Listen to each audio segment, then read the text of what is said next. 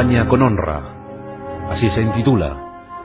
Bueno, pues ahí estaban el almirante Topete, ahí estaba el general Serrano y por supuesto el general Prim. Los Borbones son desposeídos del gobierno, son enviados al exilio.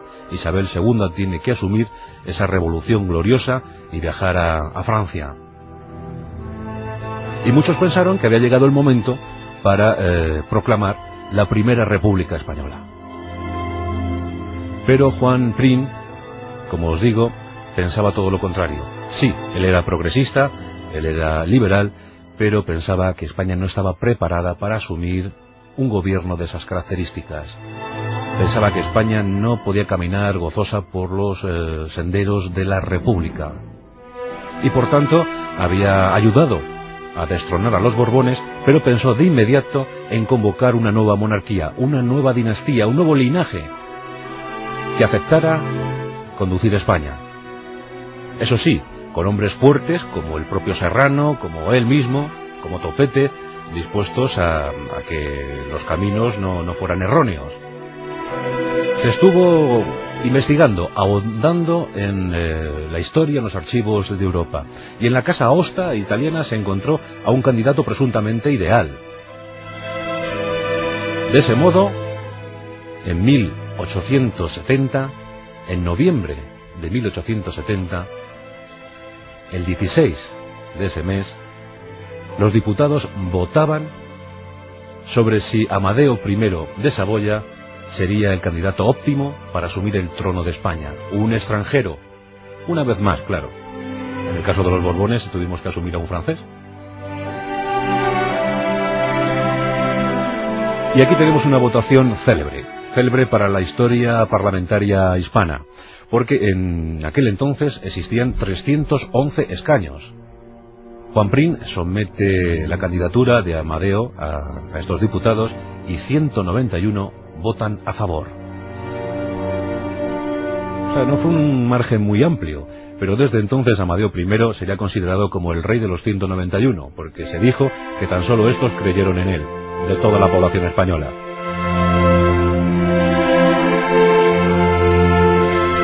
Juan Prim, lo hemos comentado antes, era un hombre valiente, un hombre arriesgado. Y como también hemos mencionado, desde la Gloriosa, muchos le acusaron con el dedo, diciendo que era un traidor a la causa, que debería haber apoyado la puesta en marcha de la República y que en cambio pues apostó por la monarquía una vez más.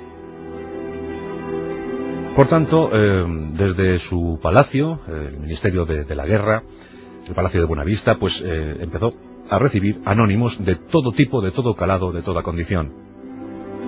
Él no se arredraba ante esto, él nunca se asustó, y de hecho muchas veces despreciaba la escolta que le procuraban sus hombres, sus oficiales, porque pensaba que no le iba a pasar nada, que él tenía baraca. Él decía que tenía baraca porque tantas batallas libradas y las balas siempre silbando cerca de él. Decía que la bala que silba es la bala que ha pasado, por tanto ya no te puedo hacer nada. Cuando escuches el silbido de una bala, significa que ya ha pasado. Y él creía firmemente que tenía suerte. Su mujer, la mexicana, por cierto, Francisca Agüero, le advertía que por favor, que incorporara en su vestimenta una cota de mallas, y así lo hacía. Se colocaba una cota de mallas, era el chaleco salvavidas de la época, el chaleco antibalas, y bueno, pues esas cotas de mallas se utilizaban con frecuencia entre la oficialidad.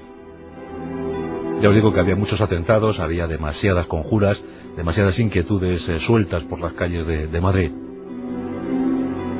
Pero Juan Prim estaba contento. El conde de Reus sabía que la monarquía volvería a España y eso pues podría aliviar la situación, la dificilísima situación política y social por la que atravesábamos. Nos encontramos en el invierno de 1870. Se efectuó con éxito la votación y ese invierno fue especialmente crudo, muy duro. En diciembre no paraba de nevar. Las calles madrileñas rebosaban nieve. Hacía muchísimo frío.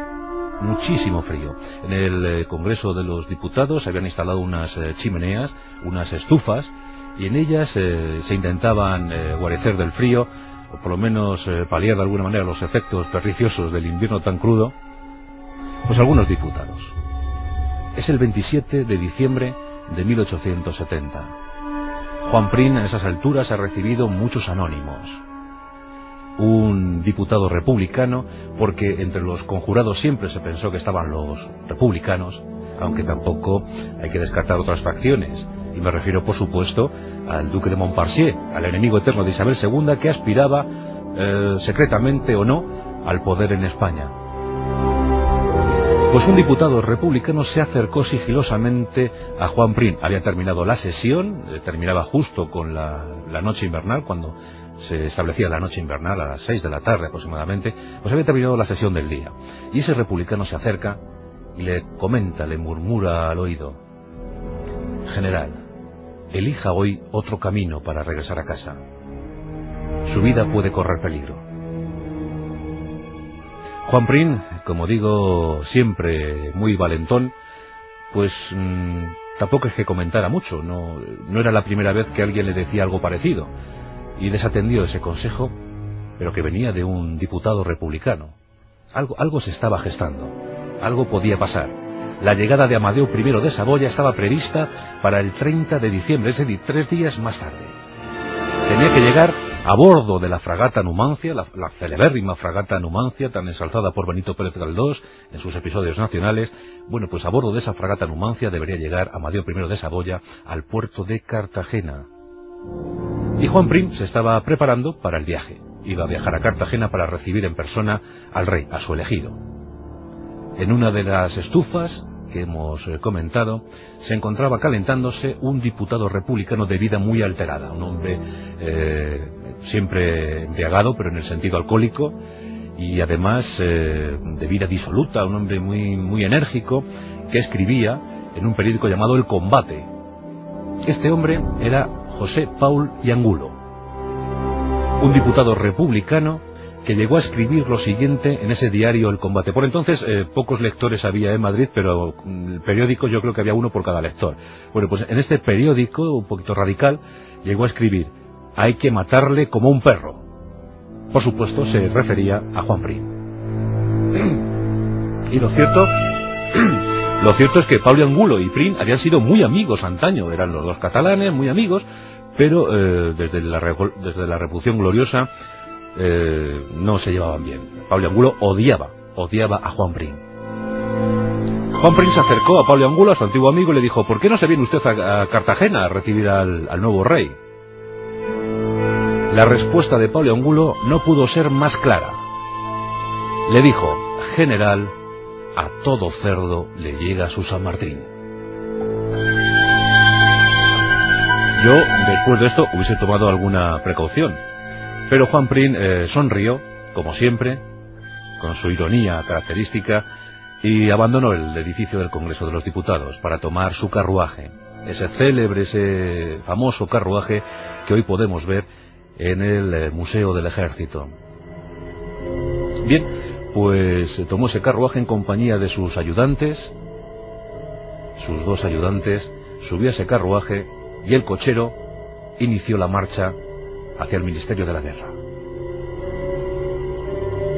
Las calles angostas, estrechas de Madrid, además cubiertas por la nieve, el frío, como digo, era intenso, y justo en un punto que desembocaba en la calle de Alcalá, el carruaje de Prim se topó con otros 2 que habían interceptado, que habían cortado esa calle.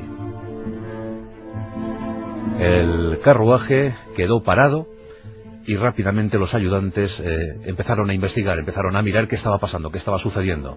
El cochero, con el látigo presto, esperaba algún tipo de orden, alguna decisión de Juan Prim, pero no dio tiempo. Rápidamente salieron 6 embozados, 6 hombres cubiertos por una capa, cubiertos por capas, y 3 a un lado, 3 a otro, rompieron los cristales del carruaje, situaron armas de fuego, los ayudantes gritaron: general, abren fuego contra nosotros. Y los disparos se sucedieron. Se dice que eran trabucos. Dispararon con ellos. Fue una acción que duró segundos, pero el general Prim acertó a identificar una voz desagradable que vino desde el lado derecho, desde el flanco